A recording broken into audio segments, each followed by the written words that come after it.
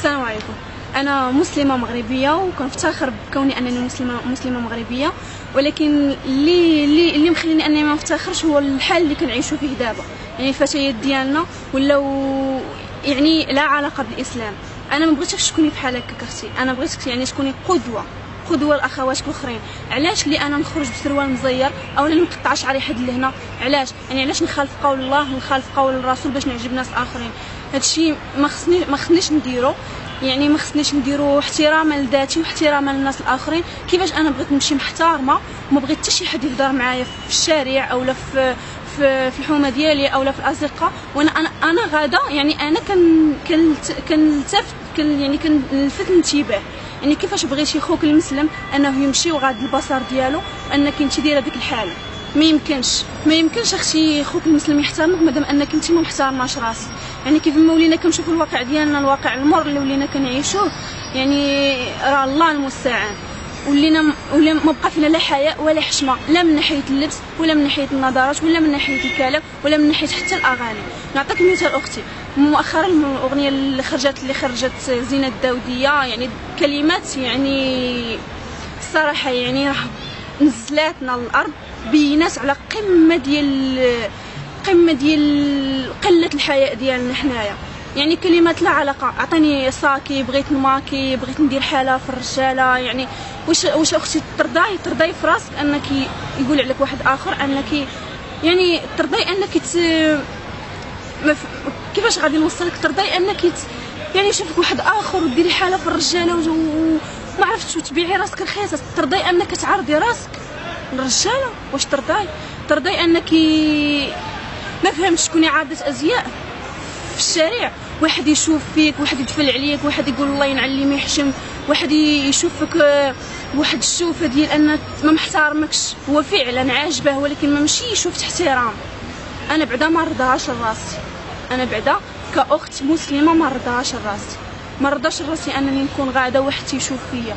بصح ندير حاله بالرجاله ولكن بالحياء ديالي، بالاحتشام ديالي، يعني بانني بغض البصر ديالي نديرها، نخلي اي راجل يشوفني يقول هذيك ما شاء الله تبارك الله عليه. ماشي اي واحد يشوفني هذيك الله ينعل ما يحشم، نشوه بخوتي، نشوه براسي. يعني ما كنحترمش راسي انا قبل ما كنحترم عائلتي. يعني كيفاش بغيتي ناس اخرين يحترموك وانتي ما محترماش راسك؟ بغيت غير نسولك اختي، واش دابا منين كتلبسي داك اللباس وكتخرجي تكوني خارجه، يعني انا ما نقولكش هذا السؤال، يعني هذا السؤال ناقشيه مع صاحبتك اولا مع امك اولا لا، ناقشيه غير بينك وبين راسك. علاش كتزوقي عاد كتخرجي؟ علاش انا نلبس المزير عاد نخرج؟ علاش؟ ما فهمتش علاش. يعني بغيت نبان، هي هادي، يعني انا بغيت نبان. دونك ملي تخرجي نتي لبرا ويهضر معاك شي واحد اولا ما تقوليش راه التحرش اولا هذاك راه هذاك ما احترمنيش. لا، راك انت هي اللي تحرشتي براسك، راك انت هي اللي ما احترمتيش راسك. لو انك انت احترمتي راسك كان هو غادي يحترمك. شوفي الفرق بين ان وحده كتكون غاده مستوره وبين ان وحده كتكون غاده متبرجه، راه الفرق باين واضح، يعني باين العمى. بزاف ديال البنات كيقولوا باللي الاحترام اصلا، يعني الدراري ما كيحترموش ريوسهم، وانه واخا كاع البنت المحتجبه يعني كتعرض للتحرش. انا كنقول لا. يعني انا نعطيك مثال براسي، ما غنعطيكش مثال بوحده اخرى، يعني تجربه عشتها انا. فرق بين اللباس ديال دابا وفرق بين اللباس ديال دابا وديال شحال هذه. يعني فرق بين الماضي اللي كنت كنعيش وبين دابا الحمد لله نتم غاده، يعني غاده البصر ديالي الحمد لله. حتى حد ما يهضر معايا وحتى حد ما يتحرش بيا. علاش؟ حيت انا محترمه راسي ولله الحمد. وشحال من وحده كتقول لك لا، شحال من وحده دايره الحجاب وكدير. غنقول لك اختي واحد النصيحه، راه شحال من واحد كيصلي كيدير.